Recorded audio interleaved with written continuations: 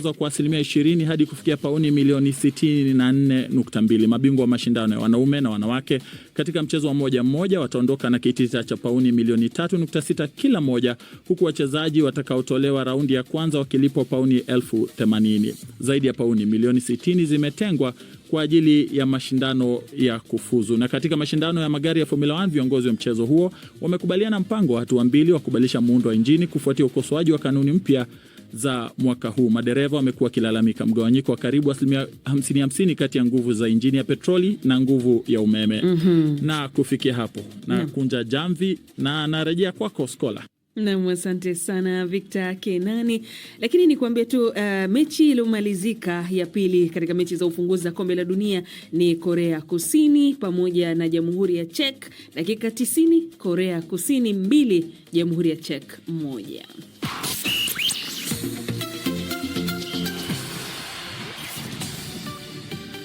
Matangazo haya ni asubuhi ya Amka na BBC. Habari kuu ni pamoja na Iran imesema bado haijafikia uamuzi wa mwisho kuhusu makubaliano ya amani ya kusitisha vita na Marekani. Kituo cha kudhibiti na kuzuia magonjwa Afrika CDC kimeonya kwamba ukosefu wa usalama unavuruga juhudi za kupambana na Ebola mashariki mwa Jamhuri ya Kidemokrasia ya Kongo. Na tutaangazia mechi za ufunguzi za kombe la dunia na nafasi ya timu za Afrika kutoa kombe hilo. Hii ni BBC.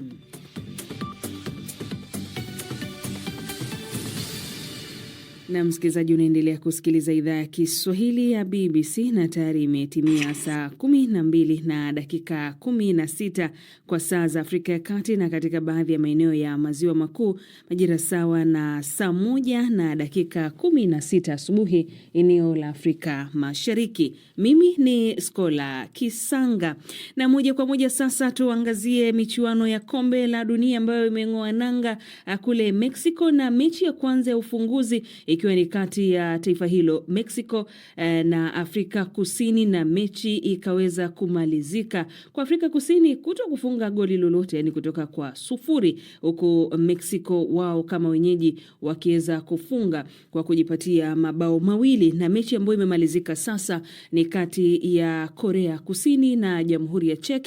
Korea Kusini ikitandika Jamhuri ya Czech mabao 2-1 na kuweza kukamilisha mechi hizo. Lakini je, mashabiki wanazungumziaje mechi ya ufunguzi kati ya Mexico na Afrika Kusini? Mwandishi wa BBC Celestin Caronei ameshuhudia mechi hiyo na meza kututumia taarifa ifuatayo. Okay, so my name is Aisha Parani. Jina langu ni Aisha Parani. Kwa kweli nina huzuni sana. Nimesikitishwa na Afrika Kusini haikuweza kushinda. Nahisi kadi nyekundu waliopewa haikuwa na maana, lakini najua tulipambana vya kutosha. Williams alifanya vizuri katika ulinzi na Mukazi pia alifanya kazi nzuri. Nina matumaini kwamba tunaweza kufanya vizuri wakati mwingine. My name is Buse Terence Kama. Jina langu ni Buse Terence Kama, natokea Swaziland. Niko hapa Marekani, nasoma na kuishi Atlanta. Maoni yangu kuhusu mchezo huo, kama rafiki yangu alivyosema, tunasikitika sana kwamba Apollo hakuanza, na pia nina furaha juu ya uchezaji mzuri wa Mukazi. Amecheza vizuri sana. Nafikiri kutolewa kwa kadi nyekundu ya pili haikuwa sawa. Hiyo hatukustahili, lakini ni mchezo wa kwanza tu na tutafanya vyema zaidi wakati ujao. Ninaunga mkono Afrika Kusini nikitokea Swaziland. And we are going to do better the next time. I'm supporting South Africa all the way from Swaziland. Jina yangu ni Daniel Kaniki.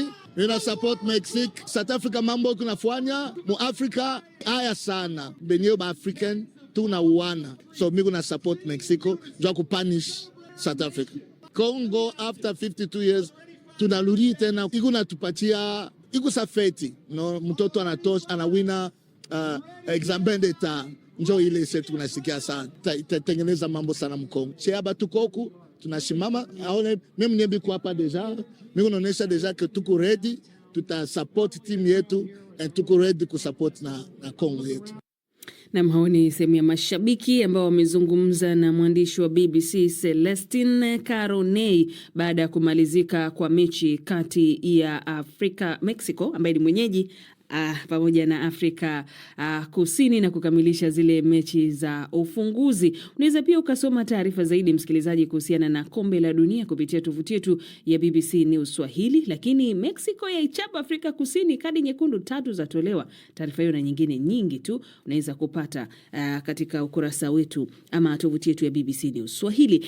Lakini je, nafasi ya timu za bara la Afrika ikoje katika michuano hii, na pia ni taifa gani lina nafasi kubwa ya kutoa ubingwa mwaka huu? Awali mwenzangu Omari Mkambara amezungumza na wachambuzi wa soka Yahya Njenge, Mudrik Bukwa pamoja na Musa Mwakisu, ambaye hapa wanaanza kwa kueleza sababu ya Afrika Kusini kwa nini wamepoteza dhidi ya Mexico katika mchezo wa kwanza kabisa mechi hii ya ufunguzi. Kocha Hugo Bruce alipanga timu vizuri, lakini ukiwatazama wachezaji wake walishindwa kutafsiri kile ambacho alichokuwa anakihitaji, na ndio maana unaweza kuona makosa yao binafsi ndio yamepelekea kupoteza mchezo huu. Wamemwangusha kocha wao. Sawa, Mudriki, kwa kuanza na Afrika Kusini kwa kufungwa, inaweza ikawa inawaondosha mchezoni ama ikawajenga zaidi kuelekea michezo miwili inayofuata. Afrika ya Kusini hiki ambacho wamekipata kwenye mchezo huu nadhani itakuwa ni kama darasa sasa. Kuna Jamhuri ya Cheki, lakini pia kuna Korea Kusini, bado wana nafasi. Kumbuka kwamba kwenye kila kundi zinapita timu 2, lakini kuna timu 8 ambazo zinapita kwa best loser. Kwenye mechi 2 zilizosalia, akikusanya alama 4 bado ana nafasi ya kuweza kupita kwenye hiyo njia ya best loser. Kwa hiyo wanapaswa kutumia kama darasa na si kukata tamaa kwenye hiki ambacho wamekipata dhidi ya Mexico. Tuangalie kwa ujumla michuano hii ya kombe la dunia, tukianzia kwako Yahya Njenge. Picha ya michuano hii ya kombe la dunia mwaka huu imekuwa na mitazamo mingi tofauti. Tukianza kwanza, wewe binafsi unaitazama vipi michuano hii ambayo kwa mara ya kwanza inashirikisha mataifa 48? Nafikiri kuna vitu vingi ambavyo tunavishuhudia kwa mara ya kwanza kwenye ambavyo hatujawahi kuviona kwenye fainali za kombe la dunia, kwa maana kuanzia idadi ya mataifa kuwa 48 tunashuhudia kwa mara ya kwanza, nchi 3 tofauti kuhosti mashindano kama wenyeji, tunashuhudia hilo kwa mara ya kwanza. Kwa hiyo wakati mwingine kila kitu kinapokuwa kwa mara ya kwanza kunakuwa lazima uweke chumba kidogo cha kujifunza. Mimi naamini tutashuhudia baadhi ya vitu ambavyo ni vizuri, vipya na ni vizuri, lakini tutashuhudia pia changamoto. Musa, mataifa 10 ya Afrika katika fainali za kombe la dunia, na bahati mbaya isivyo bahati, Bafana ameanza kwa kupoteza. Mataifa haya ya Afrika yana nafasi gani hasa kwenye fainali hizi za kombe la dunia?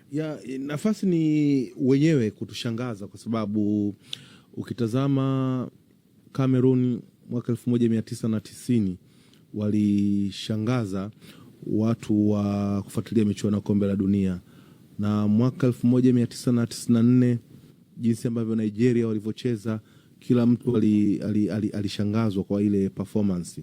Lakini bahati mbaya ukitazama baadhi ya wachezaji wa Kiafrika, kuna muda kama vile ule upambanaji umekuwa ni wa kiwango cha kati kwa jinsi ambavyo navyoona. Yani kumekuwa na ushindani ambao sio ule mzuri. Tazama mwaka 2010 Ghana walivyocheza kule Afrika Kusini, performance bora kabisa, na matokeo yake kila mtu akazungumzia kutokana na kiwango chake. Kwa hiyo inawezekana ipo timu ya Afrika ambayo inaweza ikaja katushangaza, lakini ni lazima waongeze jitihada za kutosha, kwa sababu wanapambana na mataifa ambayo yamekuwa na ubora katika maeneo yote. Wanajua namna ya kucheza hizi mechi, namna ya kutafsiri matukio. Mimi naamini kama watasimama vizuri kwa baadhi ya hizo timu na kucheza katika kiwango kilichokuwa bora kabisa, kuna kitu kikubwa kitapatikana kwa bara la Afrika. Lakini hii ni michuano mingine migumu kwa bara la Afrika kutokana na mazingira jinsi yalivyo. Mimi Omari na imani kubwa sana na timu kutoka Afrika kwenye michuano hii ya mwaka huu. Inawezekana imani yangu ikatofautiana na watu wengi, lakini na imani na nina matumaini, kwa sababu unajua, kwanza kwa Afrika ya Kusini tusifanye kipimo cha timu kutoka Afrika na ubora wake. Kumbuka Afrika ya Kusini haijashiriki fainali za kombe la dunia tangu mwaka 2010. Ni kama ni timu ambayo imeenda picnic, kwa sababu wao wako kule kufuzu fainali za kombe la dunia kwa miaka karibu 16 imepita. Maana yake kwa wao tayari wako kwenye sherehe.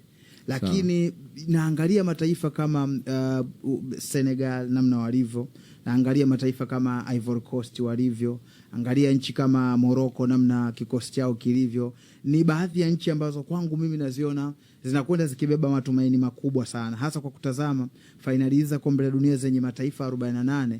Ziko nchi nyingi ambazo zina unyonge kiasi kwamba kufuzu fainali za kombe la dunia kwao ni mafanikio. Hata baadhi ya nchi kutoka mabara mengine kufuzu tu kwao wanahesabu kuwa ni mafanikio. Kwa hiyo kwangu mimi naona tunapaswa Afrika kwenda na matumaini. Sawa, kuna rekodi nyingi zinaweza zikatengenezwa katika fainali hizi za 2026. Musa, ukiangalia mataifa mengine makubwa ukiachana haya mataifa ya Afrika, taifa gani hasa ambalo lina nafasi nzuri ya kufanya vizuri katika michuano hii ya mwaka huu? Ukitazama taifa kama Brazil, Ufaransa, Ureno, Argentina ni mataifa ambayo kwangu mimi naona naweza nikawapa nafasi kubwa ya kuweza kufanya vizuri. Ya haya shamra za ufunguzi na michuano kwa ujumla, unaziona vile ambavyo ulitarajia katika fainali za kombe la dunia?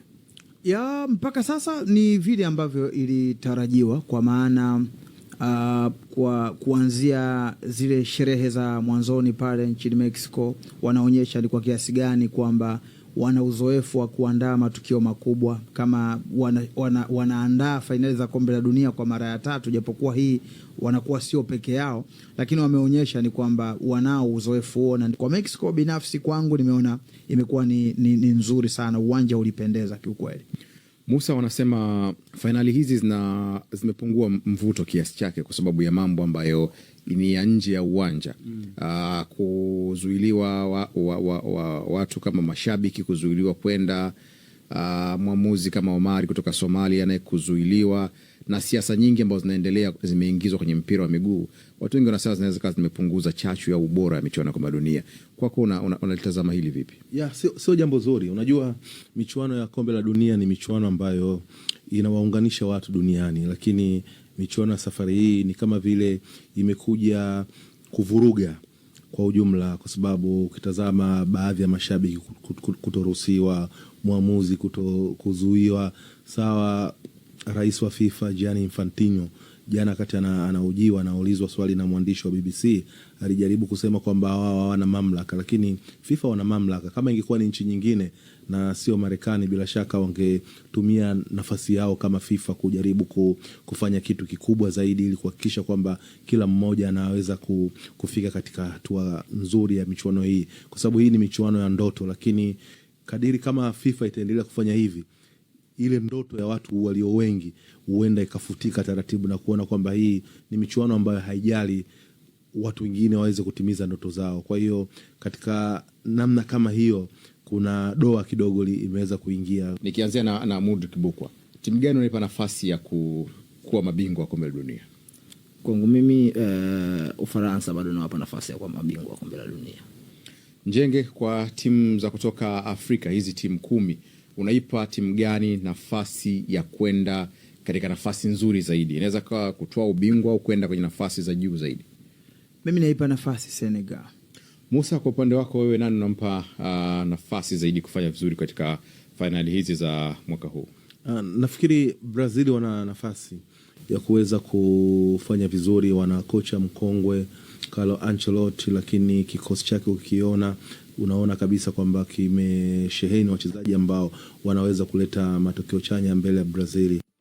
Na wachambuzi wa soka hao Mudrik Bukwa, Musa Mwakisu pamoja na Yahya Njenge kama walivyozungumza hapo na mwenzangu Omar Mkambara akiangazia mechi ya ufunguzi ya kombe la dunia kati ya Mexico na Afrika Kusini, lakini na kuziangazia mechi nyingine zinazokuja na kombe la dunia la mwaka huu litakuwa la namna gani, nafasi ya timu za Afrika kushinda, lakini ipi timu gani na nafasi kubwa ya kushinda kombe hili la dunia kwa mwaka huu 2026. Na hapo na tamatisha, msikilizaji, matangazo haya ya Amka na BBC kwa juma zima yamesimamiwa na Victor Kenani. Mhariri amekuwa ni Halima Nyanza. Saa 12:30 jioni matangazo ya Dira ya Dunia Radio. Usiache kutusikiliza, lakini tovuti yetu ina mengi, BBC Swahili, Instagram, Facebook,